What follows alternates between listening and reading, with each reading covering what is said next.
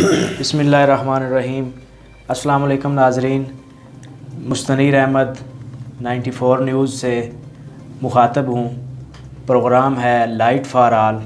تو آج ہمارے ساتھ ممتاز علمی شخصیت محترم جناب عبدالعزیز گجر صاحب، جو کہ میجر کیسر محمود شاہی شہید ہائر سیکنڈری اسکول ڈوک کاسب کے پرنسپل ہیں اور تحریک نفاذ اردو ضلع منڈی بہاؤالدین کے صدر ہیں۔ ان سے ہم تعلیمی نظام میں جو مشکلات ہیں ان کے اوپر بات چیت کریں گے۔ معزز سامعین اور معزز لسنرز، آپ سے یہ گزارش کرنا چاہوں گا کہ یہ پروگرام انتہائی اہمیت کا حامل ہوگا، کیونکہ ہمارے لیے اس وقت معاشرے میں تعلیم کے حوالے سے بہت سی مشکلات آ چکی ہیں، اور مزید جو ہے وہ تعلیمی مشکلات کا ہمیں سامنا ہے، اور مزید سے مزید تعلیم مشکل ہوتی جا رہی ہے۔ اس سارے سینیریو میں ہم اپنے ضلع منڈی بہاؤالدین کی ممتاز علمی شخصیت سے گفتگو کرنے جا رہے ہیں، تو آئیے ان کے ساتھ گفتگو کا آغاز کرتے ہیں۔ السلام علیکم سر۔ وعلیکم السلام سر، کیسے مزاج گرامی؟ جی الحمدللہ سر بہت شکریہ، آپ نے ہمیں ٹائم عنایت فرمایا۔ سر، ہم آپ کے ساتھ جو ہے نا وہ برننگ ایشو جو ہے ہمارا تعلیمی حوالے سے، اس کے اوپر گفتگو کرنا چاہیں گے۔ تو میں سب سے پہلے آپ سے یہ گزارش کرنا چاہوں گا کہ ہمارے جو ملک میں موجودہ دیہی اور شہری لٹریسی ریٹ کو آپ کیسے دیکھ رہے ہیں؟ کیا ہے شرح خواندگی؟ بسم اللہ الرحمن الرحیم۔ سب سے پہلے تو آپ کا میں شکر گزار ہوں کہ آپ نے مجھے موقع دیا کہ ہم تعلیم کے جو سلگتے مسائل ہیں ان کے اوپر گفتگو کریں اور اس سے آگہی میں شریک ہوں۔ تو تعلیم کسی بھی قوم کے لیے، کسی بھی معاشرے کے لیے آگے بڑھنے کے لیے بنیادی کردار ادا کرتی ہے۔ جی سر۔ اگر تعلیمی بنیاد آپ کی کمزور ہے تو اس کا مطلب ہے کہ آپ ایک کمزور معاشرہ بنانے جا رہے ہیں۔ جی جی۔ تو اس لیے ہمیں اپنے تعلیمی نظام کو، تعلیم کی دنیا کو مضبوط سے مضبوط اور بہتر سے بہتر کرنا ہے، جس میں ہم روایت سے بھی جڑے ہوں اور ہم مستقبل کی صورت گری کرنے کے بھی فکر مند ہوں۔ جی، یہ دونوں چیزیں جب ہمارے ساتھ ہوں گی تب ہم آگے بڑھ سکیں گے۔ جی۔ لیکن عملی طور پہ اس وقت جو پوزیشن ہے، جو صورتحال ہے، وہ یہ ہے کہ ہمارا جو شہری اور دیہی کا فرق جو ہے نا وہ بہت زیادہ ہے۔ جی۔ دیکھیں تقریباً 60% سے زائد آبادی ہماری اس وقت بھی دیہی علاقوں میں موجود ہے۔ جی۔ اور دیہی علاقوں میں جو شرح خواندگی ہے وہ شہری علاقوں کی نسبت بہت کم ہے۔ جی۔ اس کی وجوہات ایک سے زیادہ ہیں، کئی وجوہات ہیں۔ جی۔ لیکن یہ ایک بہت بڑا کھلا کیا کہتے ہیں سچ ہے جی جی کہ شہری علاقوں کی نسبت دیہی علاقے بہت پسماندگی کا شکار ہیں۔ اور یہ وجہ ہے کہ اس کا نتیجہ کیا نکل رہا ہے کہ لوگوں میں دیہات سے شہروں کی طرف سفر شروع ہو گیا ہے۔ جی۔ لوگ صرف بہتر تعلیم کے لیے شہروں کی طرف جا رہے ہیں۔ جی۔ اگر ہم یہ ساری سہولتیں اگر دیہات میں ان کے دہلیز پہ دیتے جی جی تو شاید یہ اتنے بڑے بڑے جو میگا سٹیز بن گئے ہیں، ان کو میٹروپولس سب کہہ رہے ہیں، تو شاید اس طرح نہ ہوتا۔ اچھا، اس کا تدارک کیا ہے؟ مطلب اس کو بہتر کیا جا سکتا ہے کہ کیسے کریں گے ہم اس کو آگے؟ اس کے لیے پہلی چیز تو احساس ہونا، ادراک ہونا کہ مسئلہ ہے کیا۔ جی جی۔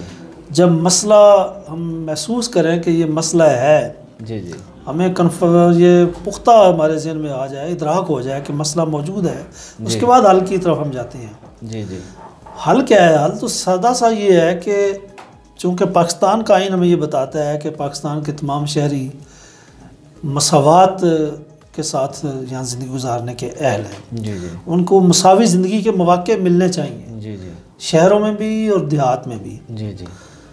تو سادہ سی بات یہ ہے کہ جب آپ جو سہولت آپ کسی شہری علاقے کے بچے کو دے رہے ہیں، جی، وہی سہولت ایک دیہی علاقے کا بچہ بھی اس کا حقدار ہے۔ جی۔ جب آپ نہیں دے رہے تو اس کا مطلب یہ ہے کہ آپ جو اسلام کے اصول ہیں، مساوات کے، برابری کے، ان کی خلاف ورزی بھی کر رہے ہیں، اور جو آئین نے آپ کو وہ تحفظ دیا ہے اور اسٹیٹ کی جو ذمہ داری ہے اس سے بھی آپ اس کو محروم کر رہے ہیں۔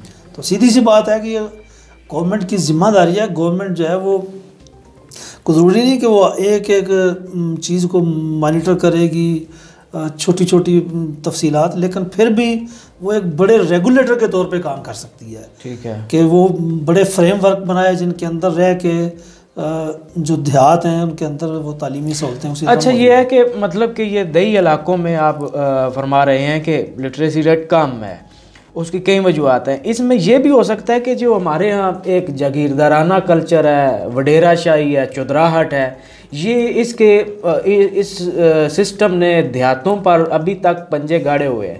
کیا یہ چیزیں وڈیرا شاہی اور چودراہٹ اور اس طرح کی گنڈا گردی یہ دیہاتوں میں بھی تعلیم کم ہونے کی وجہ ہے، یہ آپ سمجھتے ہیں؟ اور اس کا تدارک کیسے ہوگا؟ کہ نا یہ چیز ایک معاشرتی حقیقت کے طور پر موجود ہے. جی جی. لیکن اگر آپ کہیں کہ صرف یہی ایک وجہ ہے، شاید ایسا نہیں ہے. جی جی.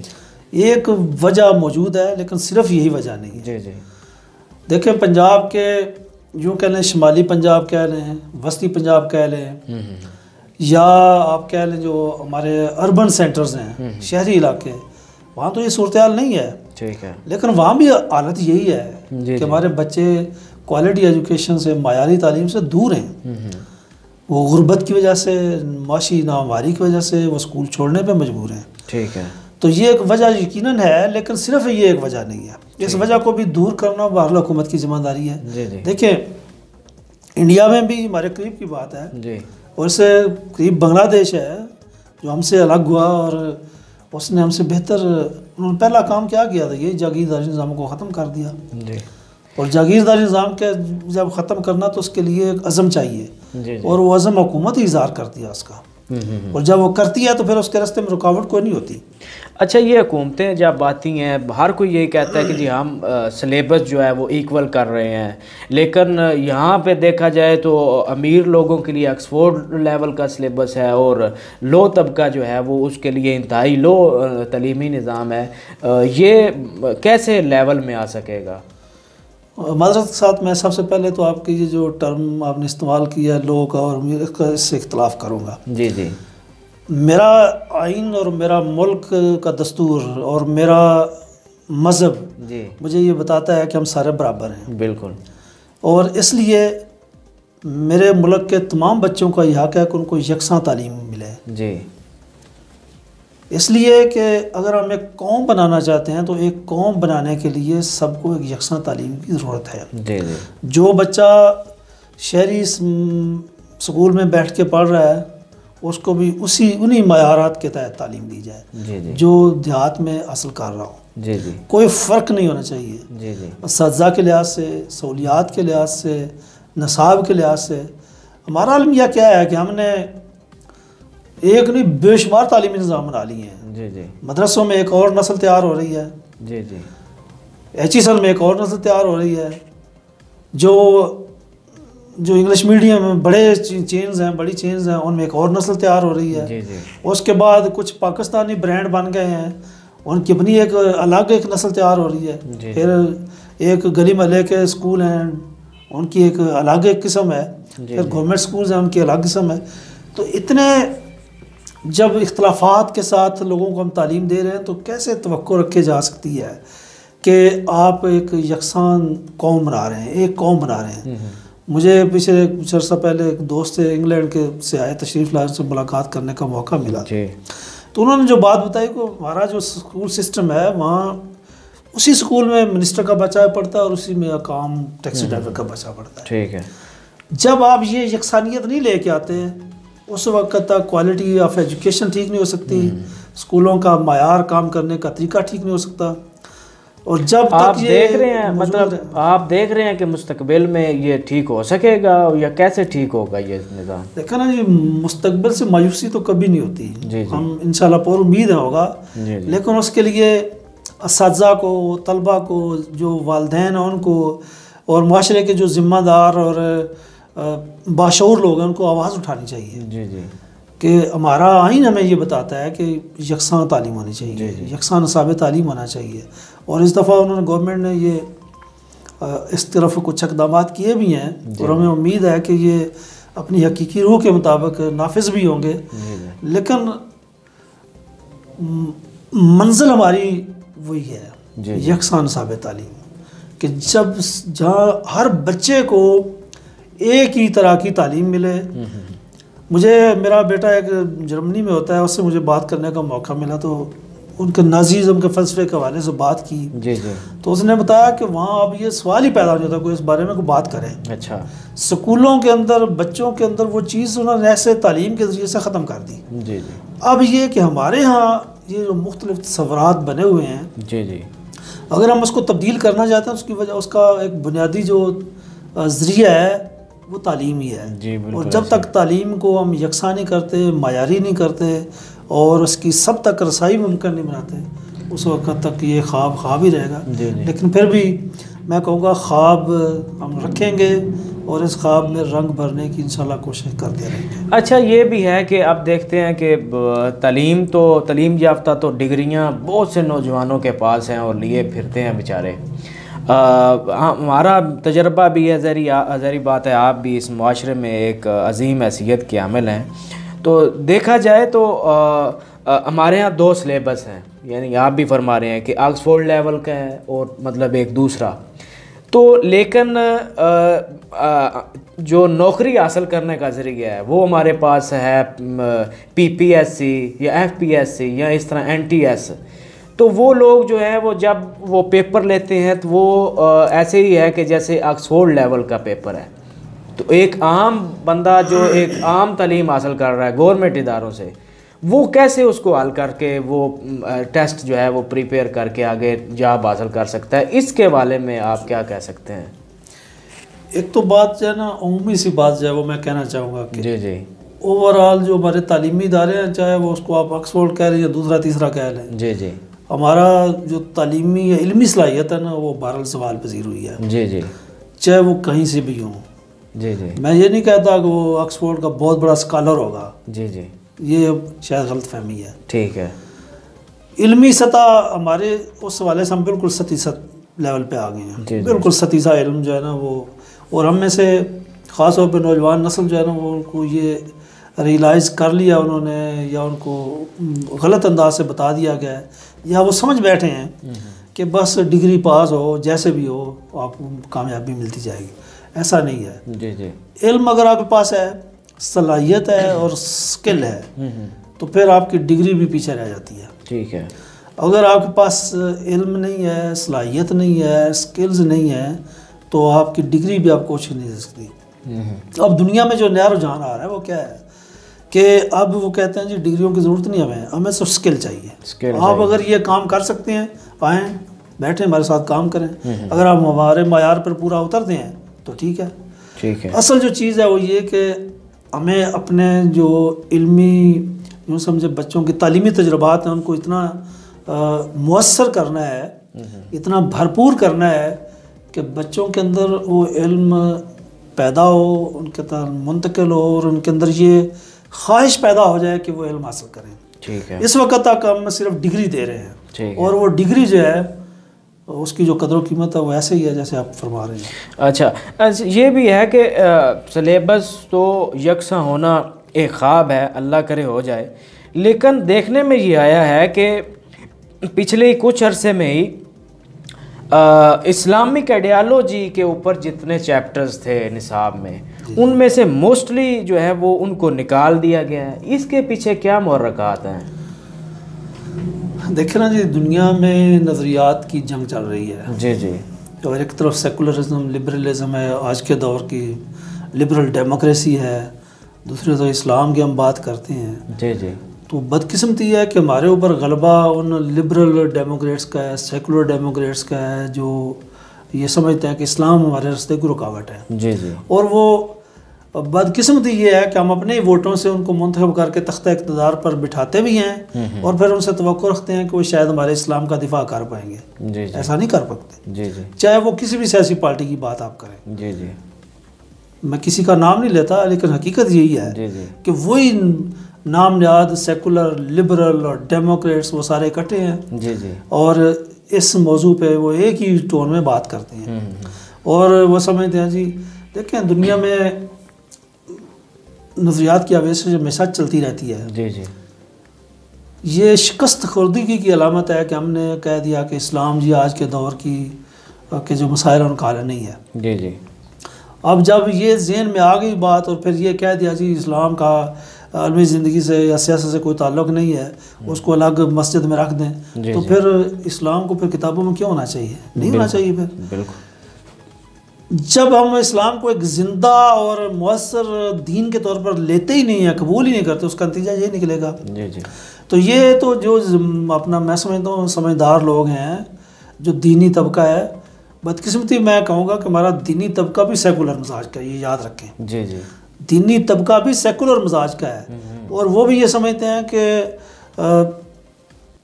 دین اتنا ہی ہے, نماز پڑھی, روزہ رکھا, بس ٹھیک ہے جی. جی جی. دین کو نافذ کرنا, اس کو غالب کرنا, اور اس کو ایک غالب دین کے طور پر سامنے لے کے آنا, ایک نظام کے طور پہ پیش کرنا, یہ ان کے بس کا روگ نہیں ہے اور ان کا دائرہ کار بھی نہیں ہے. اچھا. اور اس کے نتیجے میں یہ آج ہماری مسجدیں تو ان میں تو نمازی ہیں, لیکن پارلیمنٹ میں کوئی بات کر کے تو دیکھیں نا.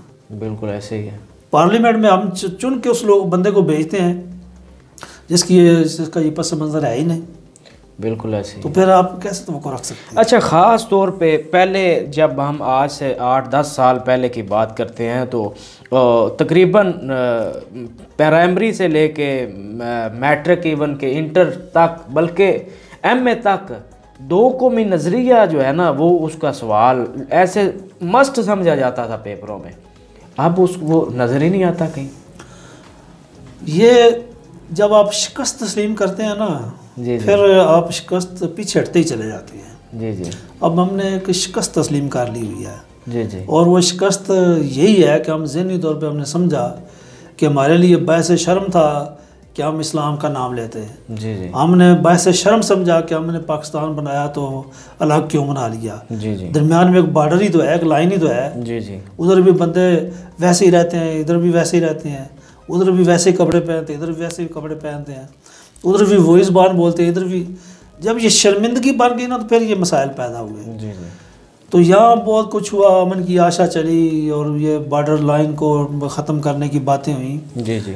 تو یہ دراصل اس ذہنیت کی علامت ہے کہ ہمیں بر صغیر میں ایک سیکولر سوسائٹی, پورا یہ بر صغیر کا ایک ہونا چاہیے. جی جی.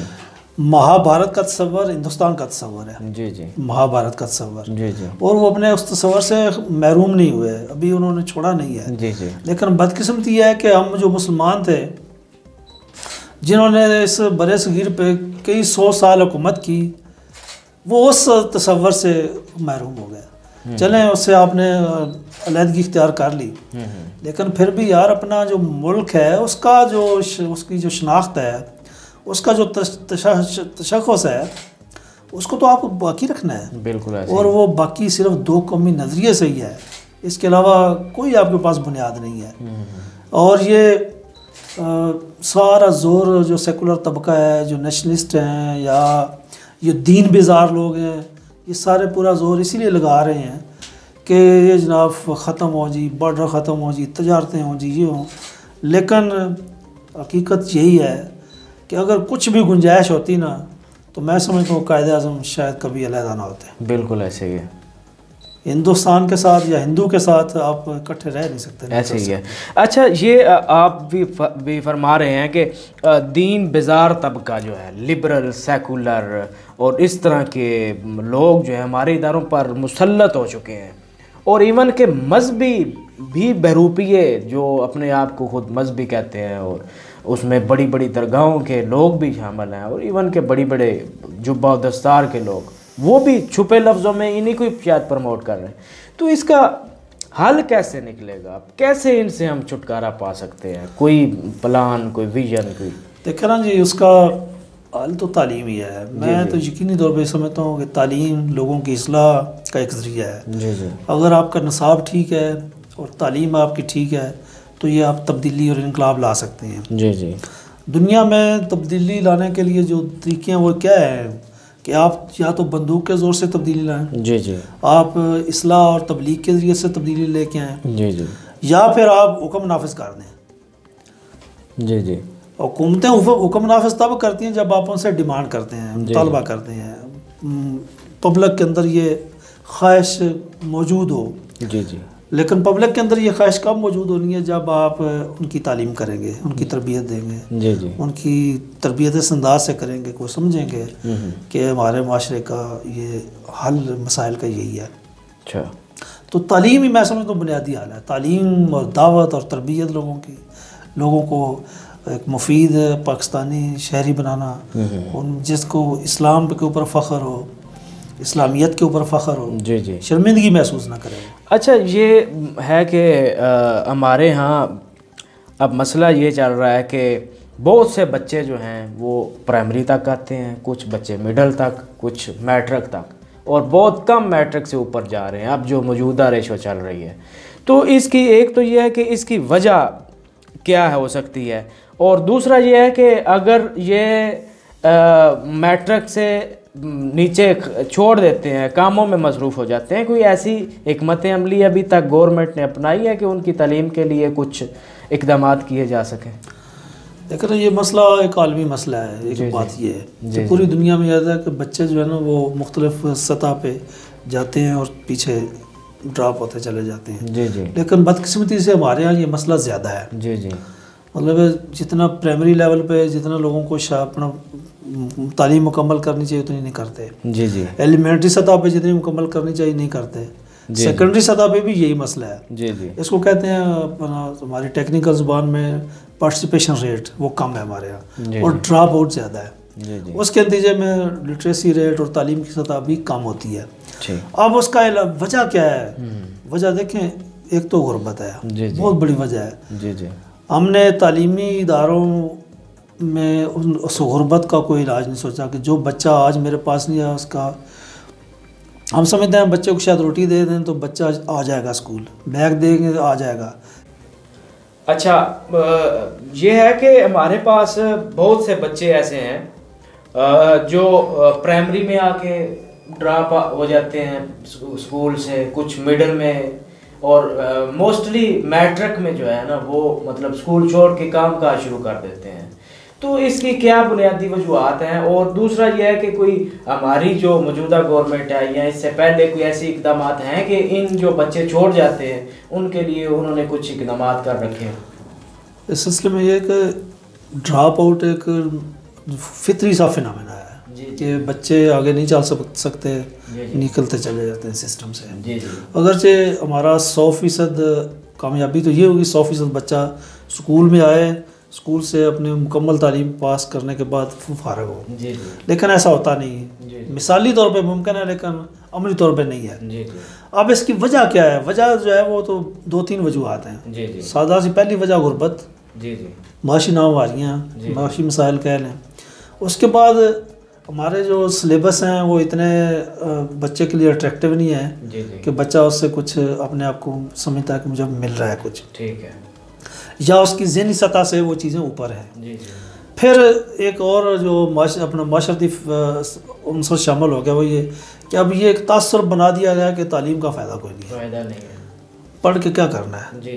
اور تعلیم بھی ہے صرف سادہ ڈگری ہے، ایم اے بی اے کیا جی ایم اے کیا، اس ڈگری وہ آپ کو روزگار کی گارنٹی نہیں دیتی. جب روزگار کی گارنٹی نہیں دیتی تو پھر آپ کو کیوں پڑھنا پڑے؟ اب اس کے لیے جو طریقہ وہ کیا ہے کہ مختلف آپ کو جو ہے نا وہ طریقہ کار اختیار کرنے پڑتے ہیں کہ آپ جو کمزور معاشی طبقات ہیں ان کے لیے امدادی پیکیج دیں، سبسڈیز دے سکتے ہیں، کھانا دے سکتے ہیں جی، کتابیں دے سکتے ہیں، یونیفارم دے سکتے ہیں جی، ویسے امداد دے سکتے ہیں. لیکن جب تک آپ یہ معاشرتی جو غربت ہے اس کو آپ ختم نہیں کرتے یہ مسائل رہیں گے. دوسری چیز جو ہے اس حوالے سے کہ کیا علاج کیا جائے یا گورنمنٹ کیا کر رہی ہے.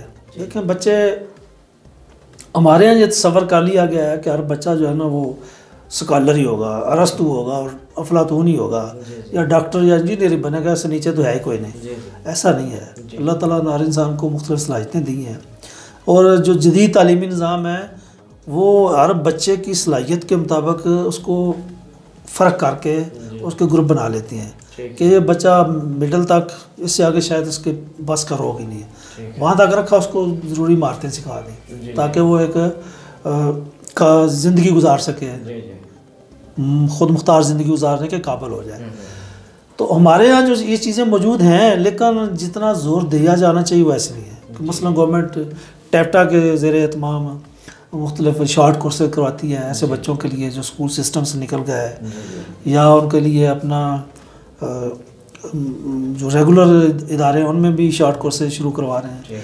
اسی طرح گورنمنٹ نے اسکول سیکنڈری اسکول پہ بھی ٹیکنیکل ایجوکیشن کا ایک گروپ شروع کر دیا ہے, میٹرک ٹیکنیکل. تو اس کے پیچھے فلسفہ یہ ہے کہ کم از کم بچہ جو ہے میٹرک کرنے کے بعد اس قابل ہو جائے کہ بچہ اپنے طور پہ کما سکے یا خود مختار زندگی گزارنے کے قابل ہو سکے. تو یہ چیزیں سوچنے والی ہیں اور کرنے والی ہیں, اور جو زندہ قومیں ہیں جو فکر مندی کا اظہار کرتی ہیں وہ اس کا علاج کر ہی لیتی ہیں. لیکن اس کے لیے تعلیم کو بوجھ نہ سمجھنا ضروری ہے. ہمارے یہاں تعلیم جو ہے وہ حکومتیں سمجھتے ہیں بوجھ ہے, اور خاص طور پہ جو جس کو کہتے ہیں عام تعلیم عامہ کہہ رہے ہیں, ماس ایجوکیشن کہہ رہے ہیں, کہ وہ سمجھتے ہیں یہ تو ہمیں کچھ نہیں مل رہا, خرچ کر رہے ہیں, لہٰذا وہ اس کو کوشش کرتے ہیں کہ اس کے اوپر کم سے کم پیسہ لگایا جائے. اس کا نتیجہ یہ ساری تباہی کی صورت میں ہمارے یہاں نکل رہا ہے. اچھا ماشاءاللہ, آپ بھی ایک ہمارے منڈی بہاؤدین ضلع کی ایک علمی شخصیت ہیں, اور آپ بھی الحمدللہ جو ہے اس معاشرے میں بے راہ روی کے جو زہر آلود اثرات ہیں اس کو پاک کرنا چاہ رہے ہیں. تو اس سلسلے میں آپ کون سے پروجیکٹس پہ کام کر رہے ہیں انفرادی طور پہ؟ دیکھیں جی, میں سمجھتا ہوں کہ جب تک ہم اسلام کی جو بنیادی تعلیمات ہیں ان کو پھیلاتے نہیں ہیں, پھر ان کے اوپر عمل کرنا نہیں شروع کرتے, میرے خیال میں خواب دیکھنا ناممکن ہے. تو میں سمجھتا ہوں کہ ہمارے پاس جب ایک مکمل دین موجود ہے تو پھر کسی اور چیز کی ضرورت نہیں ہے. اور دینی تعلیمات کو جتنا دیکھیں, سب سے بڑی کسی چیز کو اپنا عمل کے لیے جو ترغیب ہے, 2-3 چیزیں ہیں ترغیب ہے. یا تو آپ اس کو ڈر ہو, یا اس کو کچھ ملنے کی امید ہو. تو یہ دونوں چیزیں جو ہیں ہم فکر آخرت کی صورت میں بچے کو سامنے دیتے ہیں. قانون ہمارے پاس ویسے کوئی نہیں ہے جس کا کسی کو ڈر ہو, اور کسی کو اچھی زندگی گزارنے سے کوئی فائدہ کیا ملنا ہے یہ بھی ہمارے اس معاشرے میں شاید وہ ممکن نہیں ہے جس طرح. اچھا سر, یہ میں آپ سے پوچھنا چاہتا ہوں کہ الحمدللہ آپ بھی ہمارے منڈی بہاؤدین ضلع میں ایک علمی شخصیت ہیں اور ہمارے لیے مشعل راہ بھی ہیں. تو آپ انفرادی طور پہ معاشرے میں جو بے راہ روی ہے اور دین سے دوری ہے, لبرلزم ہے, اس کے اگینسٹ کوئی کن پروجیکٹس کے اوپر کام کر رہے ہیں؟ لیکن میں تو ٹیچر ہوں. جی. ٹیچر کے طور پہ میرا سب سے بڑا جو آڈینس ہے وہ میرے بچے ہیں. جی. اور میں پوری کوشش کرتا ہوں کہ ان تک یہ چیزیں پہنچائی جائیں. جی. اسمبلی کا ذریعہ استعمال کرتے ہیں, کلاس کا ذریعہ اختیار کرتے ہیں. کوشش یہی کرتے ہیں کہ بچوں کو وہ بنیادی اخلاقیات سکھائی جائے جس کے نتیجے میں وہ ایک مثالی مسلمان کریکٹر کے ساتھ جدید دنیا میں سروائیول ان کی ہو سکے. جی. دوسری چیز میں سمجھتا ہوں کہ میرے پاس جو ہتھیار ہے وہ ایک سوشل میڈیا کے حوالے سے ہم کوشش کرتے ہیں کہ اس کے اوپر ایسی چیزیں لوگوں تک پہنچائی جائیں. بجائے اس کے کہ ہم فضولیات شیئر کریں تو کوشش ایسی کی جاتی ہے کہ مثبت چیزیں لوگوں تک پہنچائی جائیں. ٹھیک ہے. یہی میں سمجھتا ہوں کہ ایک انفرادی سطح پہ جو ممکن ہے ہمارے لیے. اچھا, تو مطلب یہ ہے کہ ہمارا جیسے پروگرام لائٹ فار آل ہے تو یہ آپ سمجھتے ہیں کہ یہ ہم جو کویشچن آنسرنگ کی ہے تو یہ پبلک کے لیے جو ہے وہ ہیلپ فل ہے؟ دیکھیں, فائدہ تو اسی کو ملنا ہے جو فائدہ لینا چاہے. جی. ورنہ تو مکے میں بیٹھ کے بھی لوگ جو ایسے ہی تھے جو محروم رہ گئے. جی. اور جنہوں نے فائدہ لینا تو وہ کہیں دور سے بھی آ کے اپنا فائدہ لے گئے. جی بالکل ایسے. تو اللہ تعالیٰ سے یہ دعا کرنی چاہیے کہ ہمارے منہ سے کوئی نکلنے والا لفظ, ہمارے اس کو سرزد ہونے والا عمل ایسا ہو جو قبولیت پائے اور لوگوں کے لیے بہتری کا اور افادے کا ذریعہ بن جائے. تو اللہ سے یہی دعا کی جا سکتی ہے. جی بہت شکریہ سر, آپ نے ہمیں ٹائم عنایت فرمایا. جی ناظرین, جیسے کہ آپ نے سنا کہ تعلیمی نظام میں ہمارے کس قدر مشکلات ہیں، اور استاد جی نے ہمارے جو پروفیسر صاحب یہاں تشریف لائے ہیں، آپ نے یہ بھی سن لیا کہ اس کا تدارک کیسے ہے۔ اب یہ ہمیں کرنا ہے، ہمیں انقلاب لانا ہے اپنے معاشرے میں، تعلیمی انقلاب کے لیے ہمیں کوششیں کرنی ہے جس طریقے سے انہوں نے رہنمائی کی ہے، اور جس طریقے سے ہم سمجھتے ہیں کہ تعلیمی حوالے میں ہم تبدیلی لا سکتے ہیں، تو اس کے لیے ابھی ہمیں جو ہے وہ عملی اقدامات کرنا ہوگی۔ تو انہی الفاظ کے ساتھ پروگرام لائٹ فار آل اور 94 نیوز سے مجھے اجازت دیجیے، انشاءاللہ اگلے پروگرام میں ملیں گے۔ اللہ حافظ۔